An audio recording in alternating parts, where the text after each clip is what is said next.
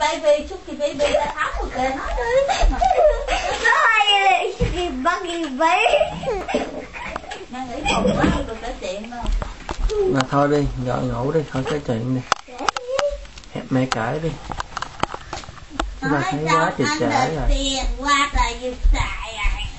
Thấy quá trời trễ rồi, phải ngủ thôi. You have to read a story for me. Pardon me? You have to read a Ngủ đấy story. ha.